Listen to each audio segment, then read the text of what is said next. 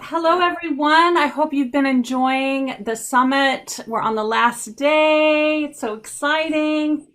We're going to be talking about galactic and global vision for the new paradigm and the new Earth. So, this is going to be a very activating conversation that will leave everyone on a high note. This has been so incredible. And I just, real quick, you've been following my manifestation, conscious creation kind of story about creating a new place to live. And I've made my list and put it out there to the universe, and two places have arrived. And today we went and looked at the next option. And not only is there a forest in the back, but the bathtub, when you lay in the bathtub, there's little pinpoints like stars on the ceiling. I mean, that is pretty amazing. The universe got my back. And I thought of you, Celestine Star. I was like, oh my goodness, there's stars. I can lay in the bathtub and look, and there's stars. And there's a walk-in wardrobe, because I put that on my list too. I was like, I'm 46 years old. Absolutely. I've never had a walk-in wardrobe before in my life. I want one. And the guy, he says, they're very rare in Sweden. Like, walk-in wardrobes are very, very rare. And so both houses have the walk-in wardrobes. And then when the stars on the ceiling, I was just like, wow, wow, the universe really does come through and support us and give us exactly what we need. And it's just so incredible. So I just wanted to share that because that just happened today. Got so excited. I'm like, I'm going to tell everyone on the summit. And yeah, so Vanessa, I'd like to start with you. How are you doing? How are you feeling? Yes, I am feeling incredible. I'm again just so grateful, Schamet. Thank you for following just your inner guidance, for just putting this all together. And I'm over the moon to be a part of something so magical, especially with everyone that has collaborated this experience. And so yeah, with I love the story that you started with, because there's just so much depth there. And I feel like that is the global awakening, the moving into the new paradigm. It's trusting in something bigger than you. And if I can share just a little story, I posted a video the other day, and then I got a call on my business line. I was like, oh, hey. And he was asking about my pendulum that I was using as I was doing an energy clearing on live. And he's like, okay, well, I want you to tap into your heart and see if it's in alignment for us to have this call. And I was like, okay. So I did. And I was like, all right, my heart's saying yes. I muscle tested and everything. And he just said that your soul came to me and said that you needed help realizing your full potential.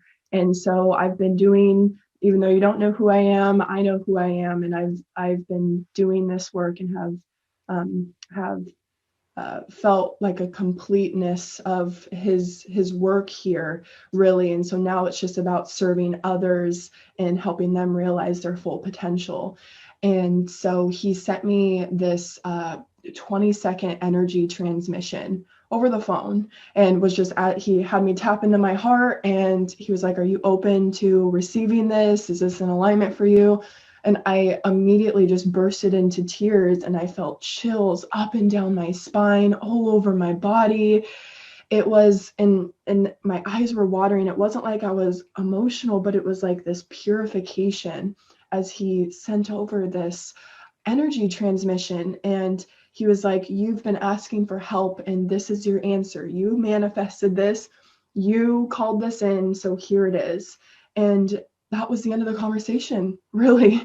And I felt after that experience, like all this doubt that I have in something more that I had, just that little bit of my mind, I want to see proof or whatever, that part of my analytical mind.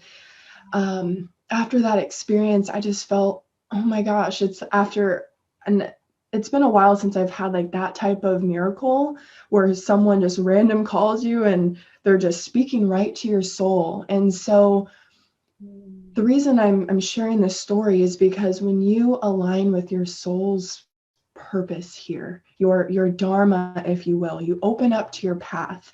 It begins by opening up to something bigger than you, because it is so much bigger than what we have been led to believe about who we are. And so my journey really started from that point of opening up to something bigger. And it's then you do receive, like the story that you mentioned, Schamet, with, manifesting these 2 houses with, some just the things that you really wanted. And I would have not ever believed that I would have bought a house, and I manifested a big bathtub. I wanted a big bathtub in my house, and 5 acres of land. That was in my vision. I was like, I want 5 acres of land and a big bathtub. And that's exactly what I got. And I would have never imagined that I would be here doing this, especially at 22. And so I am all for just trusting in something bigger than you. And I feel like, especially just with everything, all the shifts and changes that we've been going through in our world, many people are looking for, it's like we have to turn to something. And why not turn to something bigger than you and ask for that assistance, and humble ourselves that maybe I don't know everything. Maybe there's something that I don't know. So I'm going to open up to that bigger picture and receiving that grand vision for our world. And it is such a gift. And it's so funny because then when you start manifesting these relationships into your life that are of this higher vibration, we all share the same vision. And so the more people that we have gathering together and awakening and collaborating. I would not be here today if it wasn't for my support that I have in my life. And I know just from the work that I've done with my clients that so many are either scared of asking for help or don't know how to ask for help, or they've just been doing it on their own for so long. And it's not going to be one person that changes the world. It's going to be all of us coming together to change and transform this world. And it's already happening in a lot of ways. It's already done, and we're just allowing it to be integrated. And it's just really beautiful to see people awakening to a bigger vision for themselves that they may. I know with the calls that I have with people, just, when I ask, like, what is your vision? What is your dream? So many people haven't been asked those questions and they don't know. It's like, I've never thought beyond what it is that I have now. And it's a challenge because you're working with all these belief systems that have kept you where you are and have created the reality that you currently have. And so you have to break out of that paradigm and relinquish those belief systems that are generations and generations of programming, and cleansing that and healing that is so transformative. And so the work of the healer and going on this journey of healing yourself, you're not just healing you are healing generations, your ancestral bloodline, and everyone around you. The butterfly effect of transformation, it happens. And there's going to be just by how you're showing up in the world, people are they're going to see and they're going to feel it subconsciously without you even having to say anything. And with our today's the soul star, right? And so when I tap into my soul star, I really tap into that bigger vision, and I tap into my bigger purpose, and knowing that I do have a bigger purpose and that everyone has a higher purpose here. And the first step to that is to open yourself to something more. Open yourself to something more, that maybe, just maybe, I don't know everything. And we can surrender ourselves and open up to that bigger vision. And then from there, you really just want to observe what comes in and out of your reality. And you really do. One of the biggest challenges we have of humans is letting go. Letting go of our attachments is huge. Our attachments to who we think we are and what we think we should be doing in the world. And so once we release these attachments, and it's just by bringing awareness to them and thinking of what is it that I want to create in the world? Our soul, our spirit, the creator, whatever it is that resonates with you, is seeking to create. And so allowing it to flow through you, the work is being done through you. So that's one of the big shifts from moving out of, what we think we should be doing or could be doing or would be doing, and all of this story, and we begin to tap into a deeper place. And so many people right now, and that's everyone that's a part of the summit knows this, and then the students that come in and that have came into this summit, they feel that they are here for something more. And so follow that calling. I do believe, I love Wayne Dyer so much, and he inspires me deeply, and he speaks about so often that we all have a calling within us, even if that's, to be a painter, to be a healer, to build beautiful architecture, to work within the health industry, or whatever it is that your calling is. If you can release all that you think you should do to be successful and to be happy and all of that, if you just think for a moment that maybe, just maybe, there is something more, there is something deeper, and go into it with a childlike curiosity, this will open you to that bigger vision for your own life and for the world as well. And you will meet people that can take you on that journey. And just like I explained in the beginning with my little story of that miracle, it was exactly, it was a miracle. It wasn't nothing short of a miracle to receive that and to feel it deep in my body. It wasn't like, because of course some of my mind was like, okay, I'm waiting for him to ask me for money or something, you know what I mean? Or whatever, these little, but no, when you align with your dharma, when you align with what your soul wants to do here, which is evolve and create and share and love in whatever way that is seeking to be expressed through you, it will transform your entire life. It will bring you everything you need. And the biggest challenge that I've had with it is trusting that process.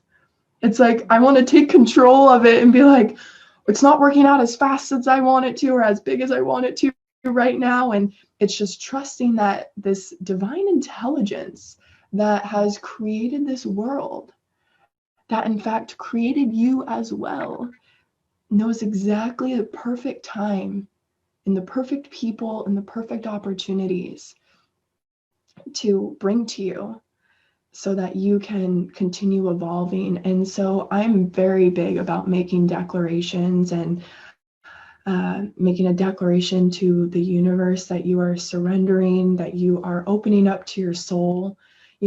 How many people out there take the time to sit with that and open up to that and consciously make an effort to open up to the deeper part of themselves.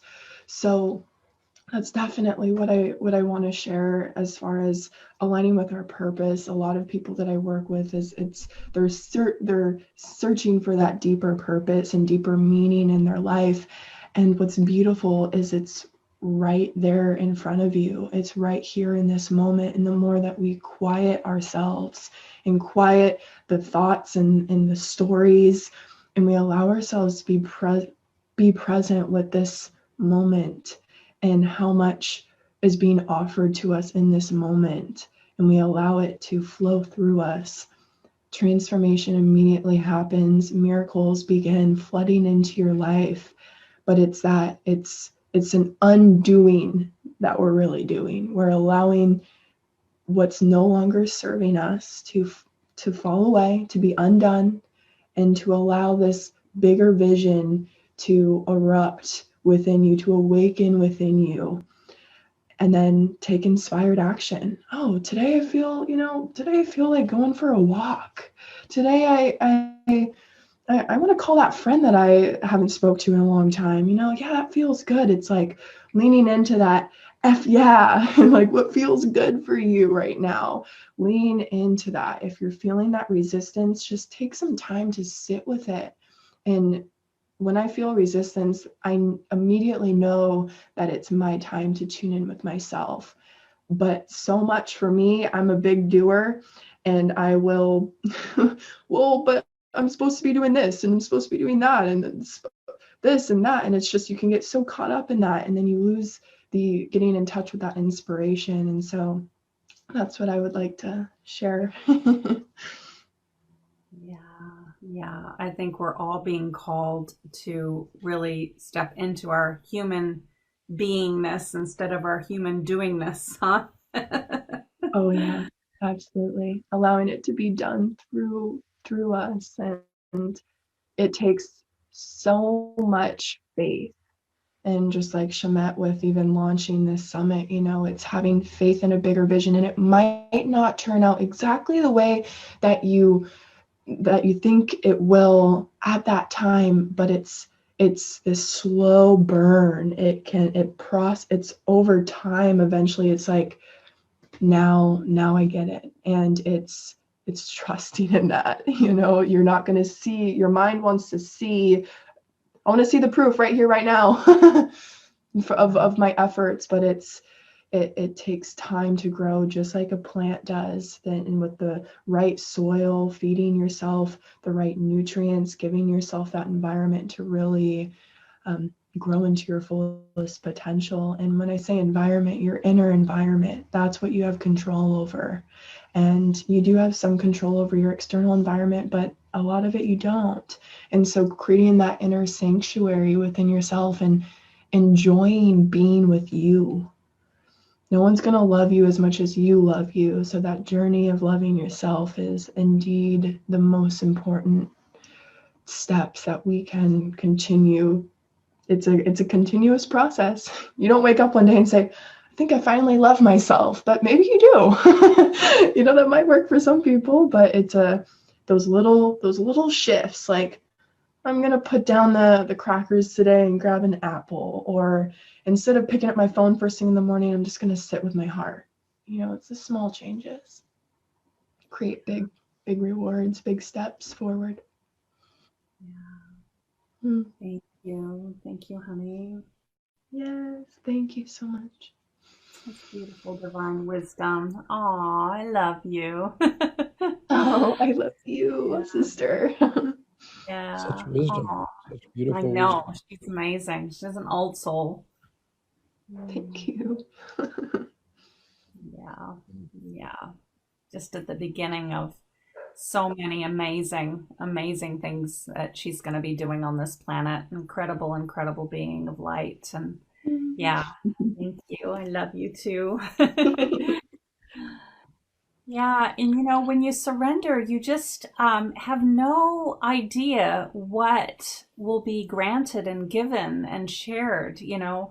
Um, I do love manifesting and manifesting with the word man. It's very masculine in that energy of creating something and having that control. And it's like, I want a house with da da da and da da da and da da da and da da da. It's very, and then you put it out there, and then is the feminine, gratitude and grace and thinking and surrendering and releasing. And then that's the kind of the feminine part of the journey and surrendering to that process. And then what comes back, I mean, my goodness, stars. I mean, laying in the bath, having little pinpoints above me of stars on, I was like, wow, I didn't put that on my list, but that's the blessings that come when you are on your soul alignment and you are doing your soul path purpose work. and this is my experience, is when I am filled with gratitude and filled with love, and I'm doing my humanitarian soul path purpose work for the highest and best good for the planet, the goddess brings abundance, because this is an abundant universe. This is an abundant planet. I mean, just look around when you're in nature and you see the trees and the forest and the ocean and the, you know, abundance is everywhere. The scarcity is in the mentality of thinking that it is scarce. And I'll never forget this moment when I was in Egypt, 1998, going into the new millennium. We went there to pray for world peace. That's where I met Neil Donald Walsh. He was there as well, praying for world peace for 3 weeks with people from all over the world. And I'll never forget this moment where I got off the bus and there was a little boy that ran up to me. He was missing a few teeth, but he had this big smile, and he was selling bottles of water for $1.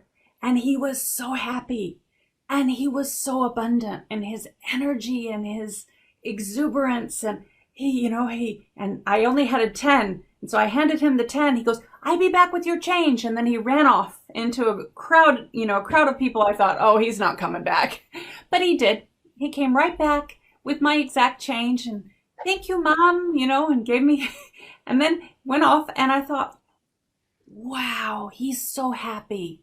And he has so very little of money and that kind of abundance. Yet he had so much abundance on an energy level.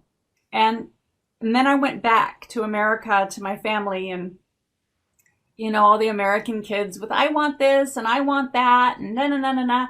And there was this lack of abundance in the mentality. And it was really opening for me in so many regards, that abundance is a mentality, in the way that we perceive, in the way that we have our outlook, in the way that we feel. And that little boy in Egypt, he had abundance.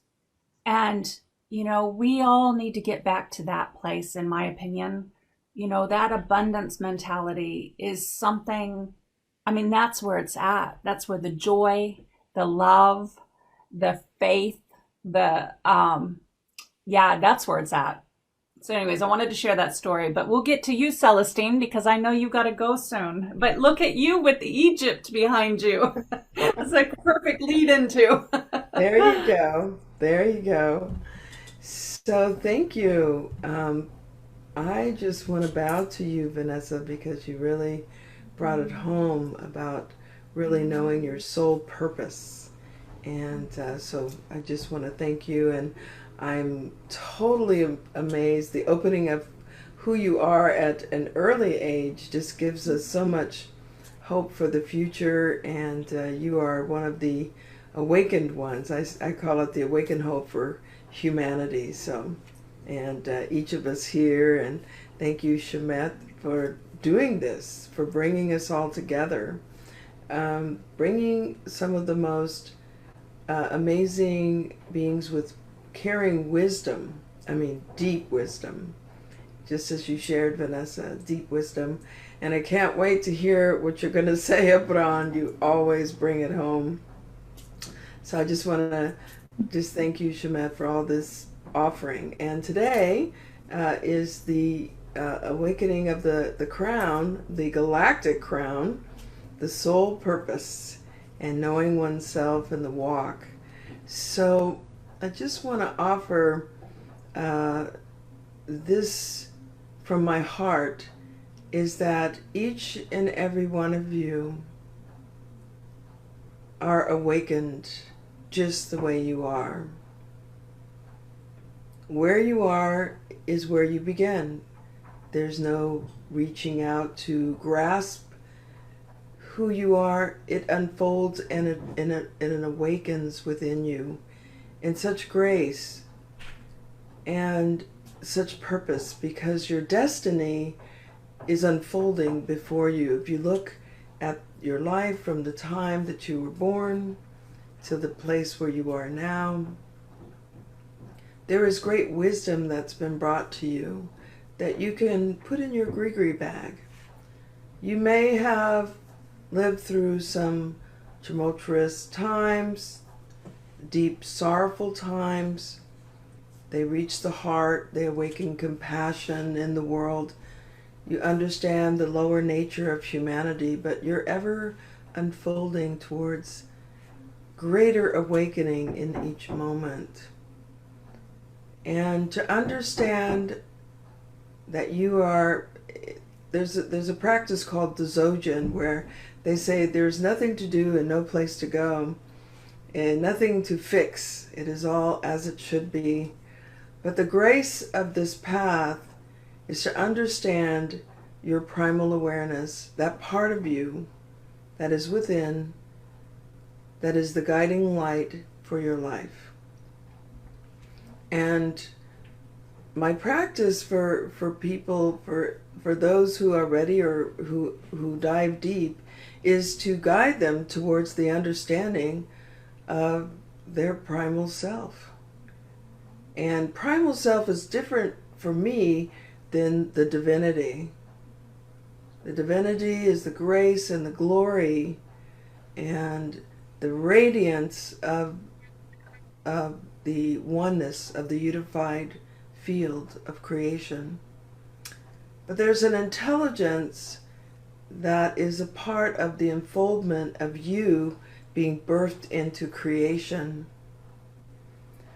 You think of yourself, even if you vibrate your name, my name, Celestine, was birthed into creation. And think of that moment of the great intelligence saying, gee, we want a Cynthia, we want a Schamet, we want an Oberon, a Vanessa. What does that mean? Your vibration came in with a purpose and a function. It's ever unfolding.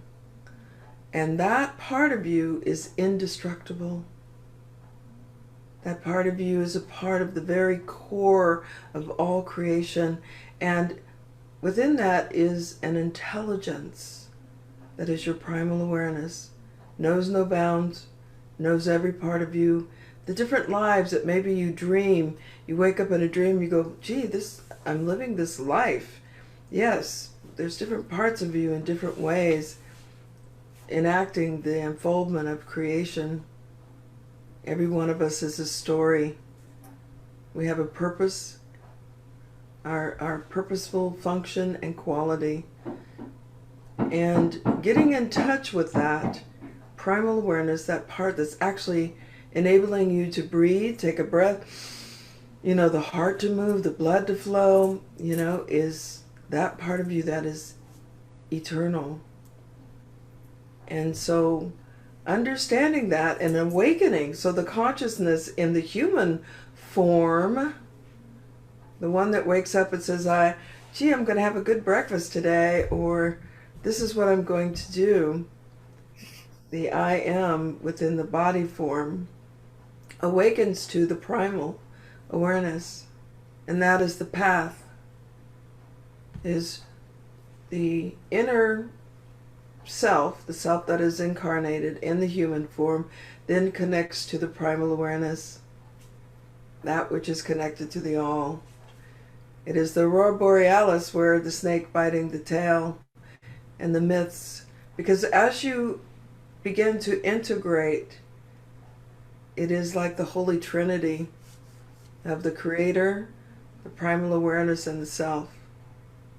Then you're adding the divinity, you're adding that illumination of grace and blessings upon the path, and the different levels of self start coming in, the different archetypes, but holding to that place of oneness, the unified mind, the unified awakening.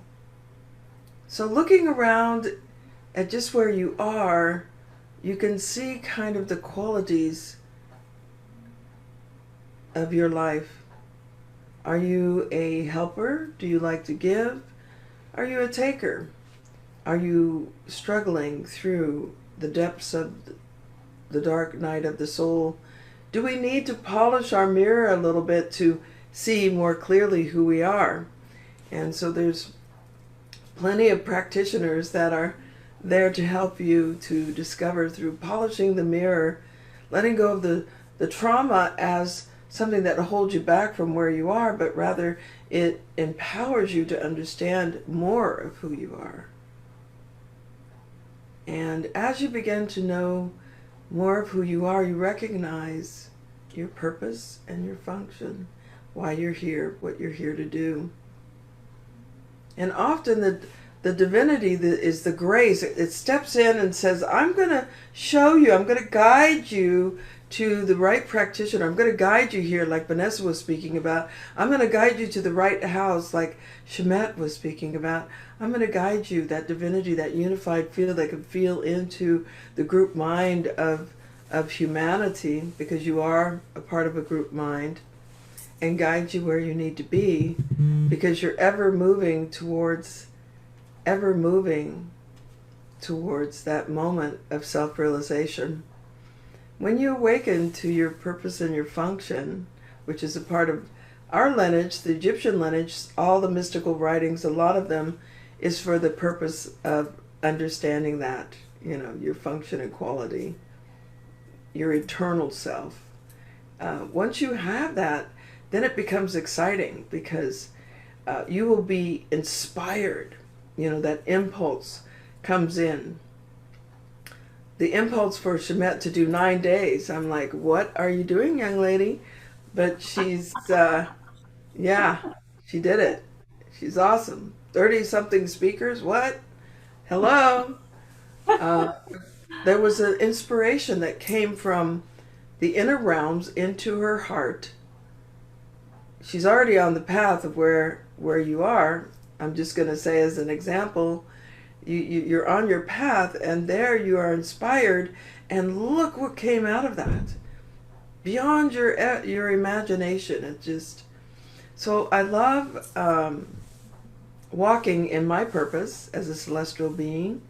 I enjoy the galactic fields of consciousness. I love astrology, astronomy, anything to the earth, the great mothers, these interdimensional fields. That's where I live.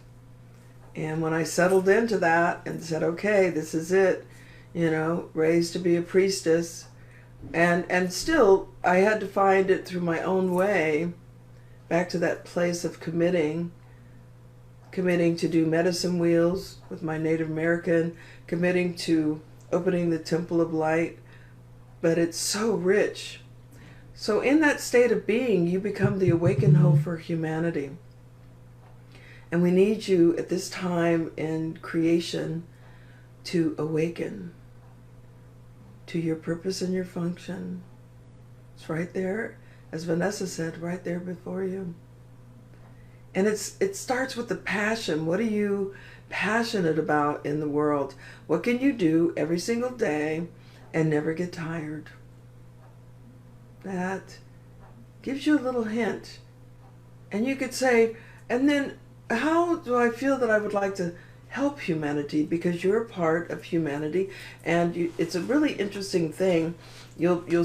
Some of us ended up in jobs that we're like, why am I doing this? I don't even like doing this. Well, in truth, society, called you to do it. Being a part of society, we offer our energies as a part of our species.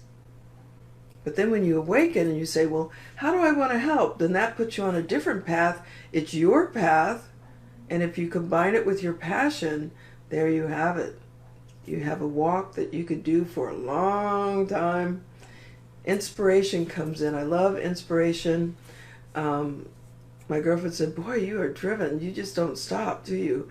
And it is for me. My path is so illuminated. And I receive it, inspiration on a daily basis, and I'm having to really sort it out now, because there's so much in the world that's needing assistance. We need you to step onto the path, if you have not already stepped onto the path of service and devotion. I invite you to explore that. It's such a great need.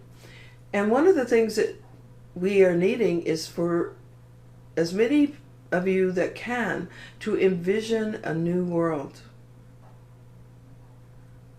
The art of manifestation comes from within. The heart is like a projector screen. It just, all of a sudden you have all this beauty around you. Whatever's within is going to manifest without.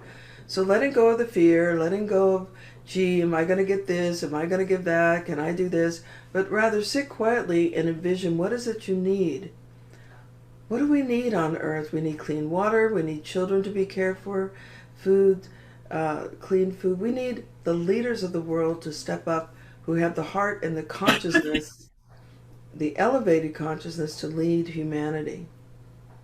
And so those are the things that I would encourage, fresh air, birds, beautiful homes, not intruding upon nature, but being in balance, those kind of things. So in the galactic crown levels, we also connect to higher intelligence. And there is so much available.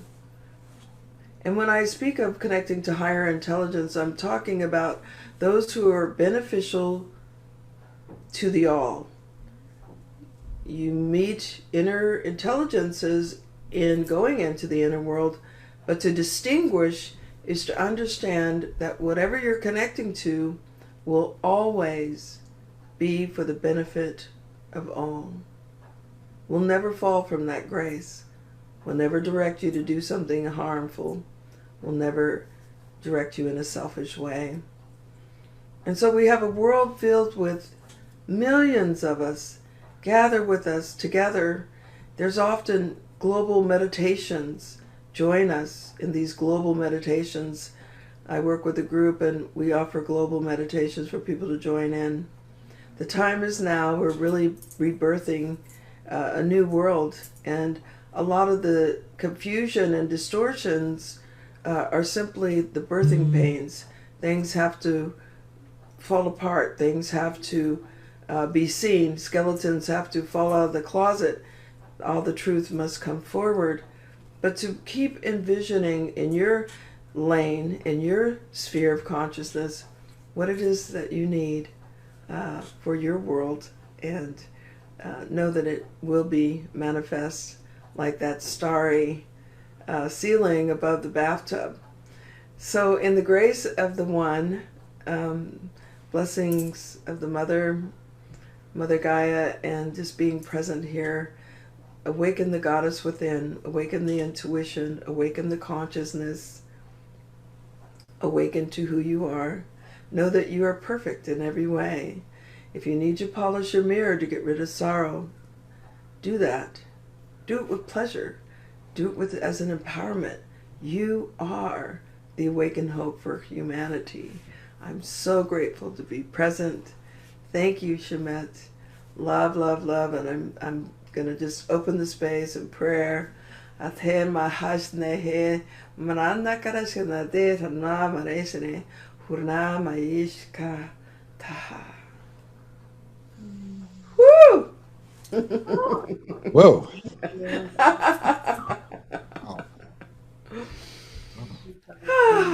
That was wonderful. I felt real good. Yeah, so last night, Celestine, my son came on, and he said that if we could all envision onto an object, all of us, then we could make that object real, and that's true. Like if we can all, just like what Celestine is saying, if we can all envision, the new earth, and all of us do that, we can create that.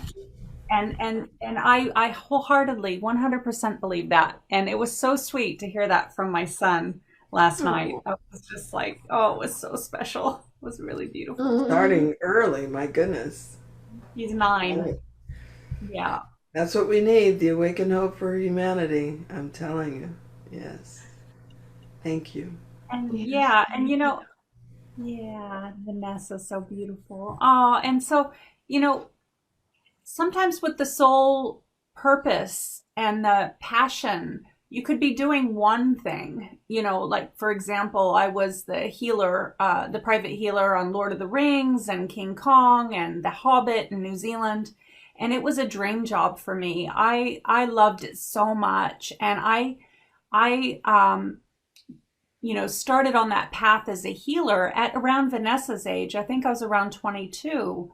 And I knew, that I was a healer. And then my father passed away, and he left me. I had no money. I was 22. I had no money. But he passed away, and he left me exactly enough money, like to the T of how much I needed to go to the healing arts school. And so I went to the healing arts school, and I became a professional healer. And then things just fell into place and fell into alignment, because that was my soul path purpose, and that's what I was meant to be doing.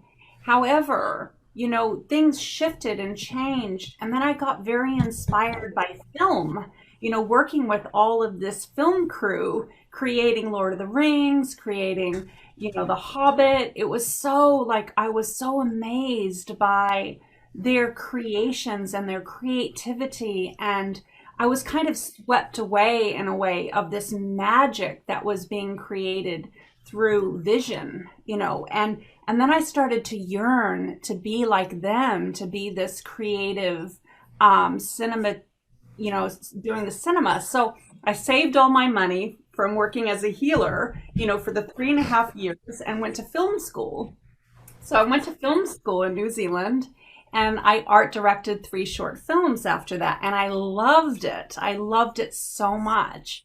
But then we moved to Seattle, and I had 2 children. And so I took time off to be with my children. And then I had other dreams, and that's another story. However, the full circle of it all has been in this summit, because now in some ways, all the film work and the passion of that purpose on that level, I have been creating the summit.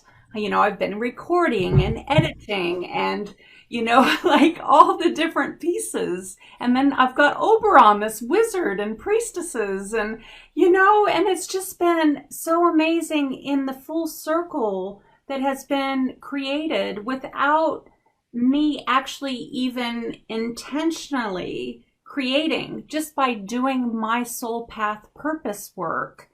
It has all fallen into place. So sometimes it's not exactly what we think it's going to be, but as long as we keep, like Vanessa was saying and Celestine was saying, following our passion, our dreams, our visions, that it just will magically come together. Because, Oberon as well, I had his newspaper article when I was 8 in my scrapbook of the unicorns that he brought into reality. Yeah. And so, and then it wasn't until I'm here on Zoom connecting with Oberon to find out this dream of when I was 8 years old.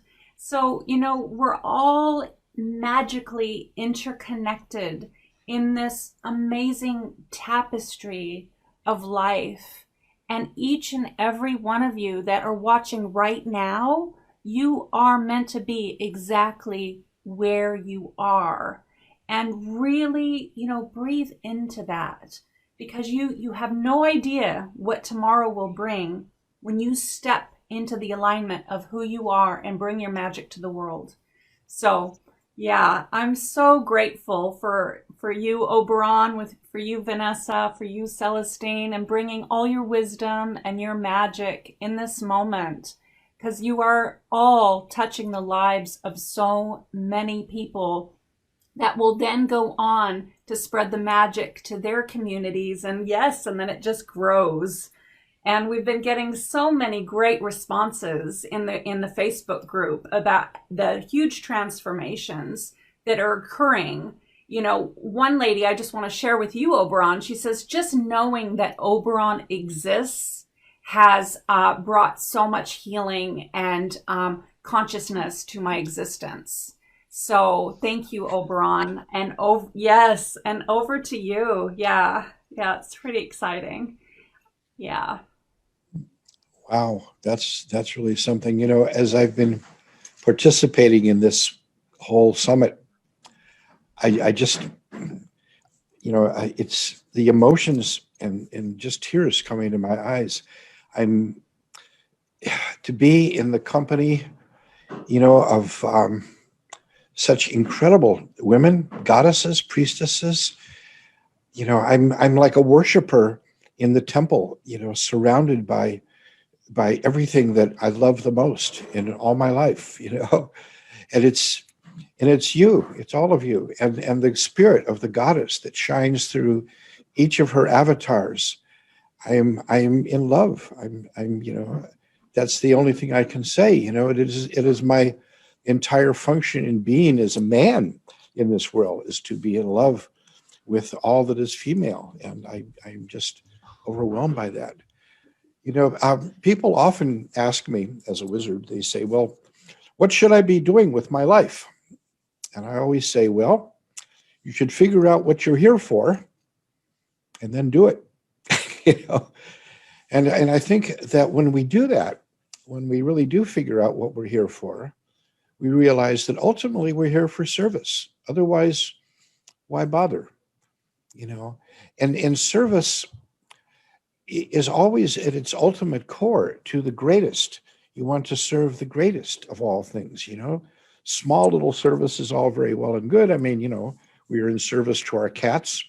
At least that's what they think. I mean, the little diversion there. The difference between dogs and cats is that dogs think, oh, these humans, they take care of me and they feed me and they nurture me and they open doors for me and they give me a nice place to live and sleep and they care for me. They must be gods. And cats think, oh, these humans, they look after me and they care for me and they feed me and they open doors for me. They give me a nice place to sleep. I must be a god. and both of these things are true, of course. That's the thing about it.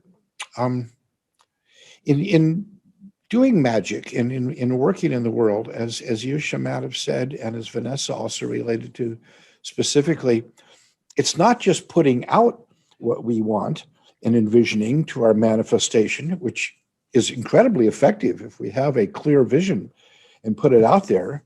How can it not shape the world?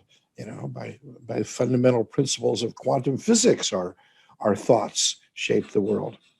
But there's also the other part of it, and that is the receiving. We have to receive this in order for it to become fully real. The circle has to be complete. And in that, there's a basic principle that I think we all understand, and that's the attitude of gratitude. And a number of years ago, a bunch of us were gathered for New Year's at Anadea's, and we were all in a pretty ecstatic state.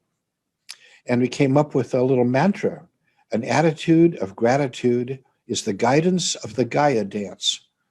And I really feel that is a core mantra to keep in mind here. I've lived my life to a great extent like that Mission Impossible TV series. I'll get this message. I'll get this phone call. This is the goddess speaking, and your next assignment, should you choose to accept it, and if you've figured this out, you understand how it works. You have to accept. You can't just say, oh no thanks, I'll pass on this. Because the gods, the goddess, they don't want to watch you just sitting at home on your ass. They'll just cancel your show. If you don't take the assignments, your show gets canceled. But if you take the assignments, they keep getting better and better and better because you've shown that, well, okay, I'll do this. I can do this, and we always can. We never get assignments we can't handle. It's interesting that you participated in things like the Lord of the Rings and the Hobbit and all that stuff. And that's really a core thing there, is that no matter how outrageous the mission, the assignment is, you're going to be up for it.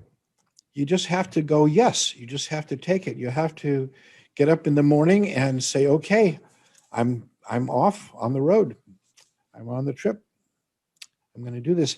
And that's really it. We have to participate. We have to join wholeheartedly with all of our heart, all of our mind, all of our soul, all of our vision, all of that stuff. And we have to do it out of love. And how can we not? How can we do anything that isn't out of love? That's why we do everything we do, you know. On some ultimate level, that is the purpose, and the mission is to manifest our love. And in my life, it has always been ultimately the love of the goddess. I mean, when I was a little kid, the very first reading I ever did, the very first stories that I read were children's versions of the Greek myths. And one of the very first ones, in fact, the first one, was the story of Pluto and Proserpina. It was using the Roman names because the stories were taken from Ovid's Metamorphoses, rather than directly from the Greek. But I was introduced to the goddess at a very early stage of things. And of course, Proserpina, or Persephone, as we usually refer to her now, is a living avatar of nature itself, of the flowers, of the blooming, of all that is the first manifestation of beauty that brings us the springtime. And when we consider how beauty is a fundamental principle in nature, this is profound. This is not like some physics or science kind of a thing here. There is something different when we realize that this is what draws all beings. I mean, from the most primitive creatures, from like insects are attracted by the beauty of the others, butterflies and beetles, and every creature manifests in beauty, whether it's visual beauty or the song. The beauty of their song is in birds, and the displays of beauty that they do to attract each other. And this is what we're drawn to. Fish display their colors, cephalopods display exotic colors and patterns and flicker over their body as they do their little dances. No matter how primitive an organism you've got, beauty is what draws us. We are drawn to that. And the beauty, of course, is in the eye of the beholder, because all of the beauty that we see is a mirror. We're always looking in a mirror. And when we can fully understand that, it shows us our relationship with each other, and ultimately our relationship with the goddess, because we are avatars. We are filled with spirit to inhabit these fleshy meat puppets, that we embed ourselves into. But when we look into the mirror in our virtual worlds, it's one of those interesting things. If you're playing a game, in a virtual world, you really can't look into a mirror, and they say that a vampire who has no soul cannot see themselves in a mirror because there's nothing there. But we do, and we fill our lives with mirrors. And some of the most ancient artifacts that we find in Egyptian temples are mirrors. The symbol of the goddess of love, of Venus, is a mirror. She holds a mirror to gaze at her own beauty. And we are all that for each other, in our loving each other, in our lovemaking, which I consider to be the deepest form of worship, is lovemaking. How can it not be, to gaze into the eyes of a beloved and to fall into that, and to merge body and soul in the act of loving? Wow, that's worship. That is ultimate worship, divine communion. And in that, we are looking into the mirrors of our soul, but the most incredible thing we do for each other is to reflect back our true divinity. And we can see in that, when we look into each other's eyes, and here in this group, just watching each of us on the screen and looking into the eyes of each of us here, I'm beside myself, really, in love. I'm basically just gibbering here, because this is so powerful. It's like we're all in bed together somehow, and I'm just I love you, in love. Oberon. It really is. So true. Aww. This is my life, is about love, really. And Yeah. no decisions I've ever made based on love have ever gone wrong. So I'm sticking with it, And One of the things that Vanessa mentioned was perfection, that all is perfection, really. And there's a little saying in the Discordian society that honors the goddess of chaos, Eris, or as the Romans called her, Discordia. She's the sister of Themis, the goddess of harmony, and we know her. We see statues of her all over the place as Lady Justice. That's Themis, the Greek name, and in her Roman name, Harmonia. But there's a little saying attributed to her that is, all things are perfect to every last flaw and bound in accord with Eris's law. So I think we have to take a really good hit at that and realize that the things we may perceive as imperfections in the universe are not bugs, they're features. They're not mistakes. There is no mistakes at that level. All it is up to us to apprehend and appreciate the perfection and the beauty all around us. And when we open up to that, and when we reflect it back to each other, this is a feedback loop, an incredible feedback loop. And in this time of the awakening, and I'm just thrilled to have, because I envisioned like 20 years ago, this cycle being known as the awakening. And here it is, the awakening. We're in it, and the name of this conference. And there are so many other places. I'm just seeing it everywhere. We're awakening into our own beauty, into our own truth, into our own deeper reality. And that is our oneness with all that is divine. There is no separation. There is no, divine and not divine. There is no sacred and not sacred, secular. That is an illusion. All is one. There's a saying that I feel epitomizes the essence of wisdom and of the wisdom teachings of the ages. And we've adopted that as the motto of our Gray School of Wizardry that I founded. And it was recorded in these words by Cicero 2,000 years ago. Omnia vivunt, omnia inter se connexa. Everything is alive and everything is interconnected. And I think that really wraps up the essence of the divine wisdom anywhere. You can say this to anybody who's wise anywhere, any shaman, any priest or priestess, and they will say yes.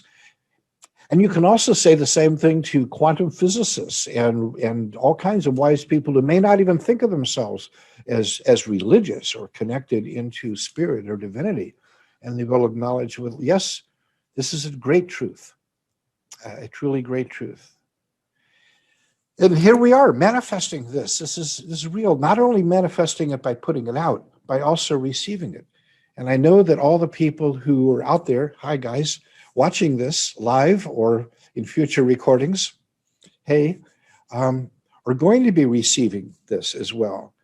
And also putting it out in their own lives, in their own relationships. All of you, all of us.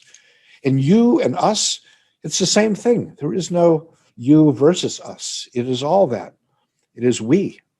It is we. And we is all and is complete and is holy, and my own little expression of this, of course, as you know, is in my little statue of Gaia, Mother Earth, who I feel is the most universal human archetype and most ancient, going back, to the last beginning of the Aquarian Age, 26,000 years ago, is the last time we entered the Aquarian Age. The time that we call the creative explosion, and the world exploded with little images of the mother of all mothers. And we're countlessly excavating more and more. Dozens have been found, spanning a time period of at least 20,000 years from all over the world. Very same kind of a concept and image. This is primordial. At a deepest level, we recognize that we are all children of the same mother. And now, as we are going deeper into that understanding, we realize that we're not just her children, not just her offspring. We are her. We are all cells in the body of the living biosphere of the entire planet. And our planet, I believe, is a cell in the greater body of the universe, the galaxy. Galaxies are cells in the greater body of the cosmos. I mean, this is like, Russian nesting dolls. It just goes on and on and on and on. And we're just a part of this. And understanding that we are a part of everything also means that everything is a part of us. We're not only embedded in a greater universe, the greater universe is embedded in us at our very core, because we're fractal and we're holographic. The tiniest little piece of us, the tiniest cell, contains the DNA of our entire being, but also of the entire history of life on Earth is embedded in the DNA of every cell of our bodies. It's all one continuum. And personally, I identify with the concept of the origin of life by panspermia, that we are seeded, that spores of life, are spread throughout the universe and take root in worlds where there is fertile soil for them. And this happens to be one. But I deeply believe that it's not the only one, and that we will find our sisters and brothers as we journey out in the next phase of evolution, journeying out to carry Mother Nature's silver seeds to new soil and new places, and find new homes for all of us. And I'd like to kind of finish this off with I'd like to read you. This is the sacred mission of the Church of All Worlds, which is, we take that idea seriously, all worlds, that's what we really mean. It's to evolve a network of information, mythology, and experience to awaken the divine within, and to provide a context and stimulus for reawakening Gaia and reuniting her children through tribal community dedicated to responsible stewardship and the evolution of consciousness. Oh, that's beautiful. Oh, I love that, Oberon. Thank you so much. That is beautiful. We'd love a copy. Sure, no problem. Oh, actually, Oberon, could you send me a copy of that, and I'll put it in the summit? Because I think that's really important. Yeah. I'll be delighted to do that. I've got it all over our CIW literature and stuff. I'll just flip you a copy of it. Yeah. I just read on the paid version. Yeah. That's really I just important. can't thank you enough. I can't thank you enough for putting this on, for creating this event, and for hosting it and bringing us all together. My goodness, what a gathering of beautiful goddesses. I'm just beside myself. Thank you. And thank you all for being here. Oh, I love you. I love you all so much.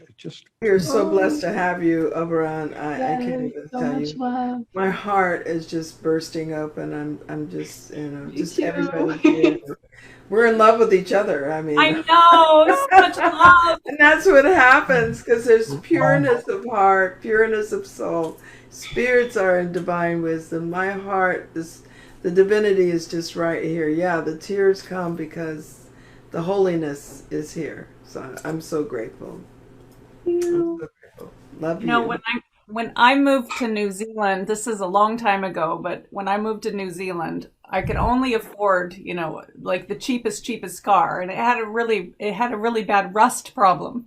So I spray painted the whole thing with silver, gold, and purple spray paint, and I made stencils, and I put "Love is my REAL religion," and all these think good thoughts, you create your own reality, and all over the car. And I painted a phoenix and Isis on the front of it. It was amazing. It was an amazing car. I got pulled over by the cops all the time, and they would say, "We just want to read your car and look at your car." And I'm having one of those moments where, it's like, that's what it's all about. Love is our religion. That's where it's at. It's that connection what we're feeling right now, what we're spreading, what we're bringing to the world. It is love. Love is the religion. And we are creating that and we are doing it. And you're right, Oberon. It's happening. The awakening is happening and it's so exciting. Yeah. Well, love is all Love you need, you train. know. We're on the love train. We're on the And love I train. love that religion. I'm going to use that if I may. Religion. Yeah, I had it in quotes. Religion. Yeah. I think that's wonderful. What a perfect concept. Wow. So Yeah. authentic. I love it. Yeah.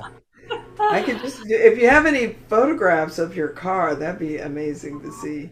They did Oh, not yeah. know who you were. They I did don't think not I know have. who you I were. don't think I have. It was so long ago. Wow.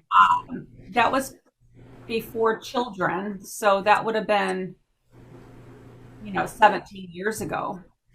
Yeah. Well, you never know. Maybe your mom or dad has it tucked away for you. What a classic.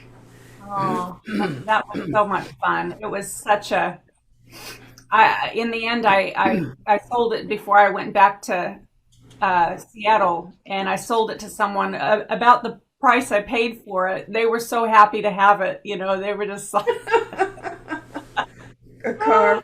That's that inspiration, just it came in and there it was and there she went and there it was, so. Oh, my dear. What a yeah, beautiful we're part offering. of that. We're part of creating that love, and we're coming up on Valentine's Day, and just wanted to say happy Valentine's. Oh, Oberon, can you tell the group a little bit about where that rooted from, the original Valentine, right? That was a pagan holiday, wasn't it? Yeah. Yes, like most of the holidays we celebrate, they started off being pagan holidays, pretty much everything, because unlike the holidays of the monotheistic traditions that celebrate the birthdays and deaths of prophets and such like that, the pagan holidays are universal. They celebrate the turning of the seasons and of the year. And of course, there's the 8 basic ones, the solstices and equinoxes and the cross-quarter days between. But there's also a few others scattered throughout that mark things. And the origin of what we now call Valentine's Day was in Lupercalia. And that was a Roman festival and dedicated to, Luperca, who was the wolf who is in the myth was the foster mother of Romulus and Remus, the twins who were supposedly founded Rome. And so it was a day of sensuality and sex and celebration, of ecstaticness, of, in the middle of the darkest, coldest time of the winter. This was necessary to awaken the sense of the returning of the spring, the turning of the wheel to that. And the best way to mark the beginning of a new season of springtime in always, the springing of our hearts, all of that stuff, is to celebrate sexuality. And so this is what it was. And the way it was often done was that the men would be stripped naked except for a belt of wolf's hide, wolf skin, or fur of some sort that they would wear. And they would carry sprigs of laurel, or more commonly little, whips made of leather, wolf hide, traditionally. And they would run down the street, and all the people would line up on either side of the street, and women particularly was the thing.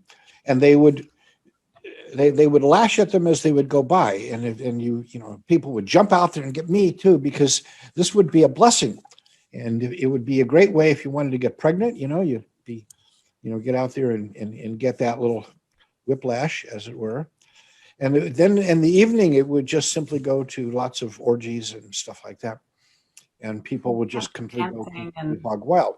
And all of the normal social restrictions were lifted, so that there was no distinctions between slaves and masters or any of that stuff. Everybody would just mix it up. This is Lupercalia. It was a very popular festival, so popular that when puritanical Christianity moved in and took over the Roman Empire in 350 or so, with Constantine and all that. They couldn't get rid of these things. They really could not get rid of the old pagan festivals and celebrations because people loved them. So they had to somehow incorporate them into a new story. So the story they had then became this one of Saint Valentine, who had been imprisoned and had written, love letters to his people and so on like that. And that got translated. But the amusing thing about it is that the images and the symbolism still keeps coming on down, just like we see all the eggs and bunnies at Easter, and the evergreen trees and all the rest of that stuff at Yuletide, and all of the rest of the stuff comes down. Well, in this particular case, we see the image of what we call the heart. But that is not an image of a heart. I mean, hearts do not look like that. What that is an image of a yoni, And so this symbol that we have everywhere, everywhere on the cards and icons and emojis and everything else, at this particular time is a yoni saying, ta-da, there we are. This is the essence Woo-hoo. of, right. Oh, happy days, honey. That's right. So I think that's very cool myself. I mean, I can't think of anything more beautiful. This is the flower at the heart of our being, Om Mani Padme Hum, and all that kind of stuff. There. This is be my Valentine. Be my Valentine. Look at what the shape of the spread wings of a butterfly is, or the opening of a flower, and this is what draws the pollinators to join together, is this images of beauty, the symmetry of beauty, with a passage, a portal between that leads you into another realm, another kind of consciousness. Anyway, enough about that, but happy Valentine's Happy Day. Valentine's. Happy Valentine's. I'm never gonna see that this again, huh? Yeah. There you go. Love you. Yeah, exactly. My heart just pumps out. Yoni. There it is. Yes. The yoni heart. That's it. Yoni heart. Love it. So for all of you that are listening that don't know what yoni means, it is the Sanskrit name for the vagina. Okay, so, and that's where I met my husband. Actually, I entered a paper mache vagina Really? in San Francisco at a warehouse party in San Francisco, and met my husband through the womb. Wow. Yeah, That's very Perfect Valentine story. yeah, That is. yeah. Wow. I made a list, manifested him, and then entered the paper mache vagina and met my husband. Woohoo! We'll have to hear that story another time. But I know it's a good one. Yeah. I had a friend who, when people would ask him where he came from, he would say, the womb. And they would say, well, where are you going? Back to the womb. I love it. Always like that. That was a smart man. The creation of life, isn't it? Yeah. Yay. I'm never going to see a Valentine's card the same way again now. Good. There you go. Yeah. So awakening the goddess within. Yeah. Thank you so much for everything. Thank you for your wisdom and your love. I'm going to do the raffle next. So you guys are welcome to stay. You're also welcome to go if you'd like. So I know you. Yes, I need to go. So I'm going to bless. So my blessings to everyone, and just, we'll all stay in touch, and, glory be. Blessed Celestine, so good to see you, and I love you so much. So blessed be. Blessed be. I love you too. We'll stay connected, you and I. Yes. All right. Take care. Vanessa, blessings, my dear. Yes, blessing. Yeah. Yes, so honored. And we'll be Thank talking. you. Oh, yes. Awaken hope for humanity. We know the lineage moves on. This is good. Yes. Thank you. Yes, and thank you, Schamet, for allowing me to be a part of it. I have to go as well, but I'm so happy that you've been part of it. Thank you. Yeah. Yes, it has been such a a such a gift, and I am so, so grateful, and I look forward to continue to stay connected. And I one day would, your story is so inspiring because it just, we're such sisters. That's how I feel. I know. We're so connected. I love you I so feel like much. I'm like another reincarnation of you. No, we're so connected. We're mirrors. Yeah, thank And you. if that's where I'm gonna be in, in a little while, in a couple years, 10 years, I'm excited. Oh, I Vanessa, I'm love so you, glad to honey. meet you, and Yes. someone new to fall in love with. I know. I know. Yeah. Yes. Oh, I love you guys so much. Thank you for your wisdom and your love. And this has just been so amazing. And I look forward to the butterfly effect of what you've created, Schamet, and what we have all co-created together. So thank Thank you you. for being part of this metamorphosis and this cocooning time and this transformation. Thank you so much. Yeah. Thank you, Oberon. Thank you. Thank you. Bye. So you gonna stay on with me, Oberon, while I do the raffle? Well, I think I should go on too. I'm kind of in the middle of Yeah. the community space here, so Yeah, uh, that's all right. Thank you so so. much. We'll But talk soon. thank you for including me in all of this. I feel so privileged to be, as a man, be included in this incredible company of women. Wow, thank you. You're All right, welcome. Thank you so till much. next time. Bye. Okay.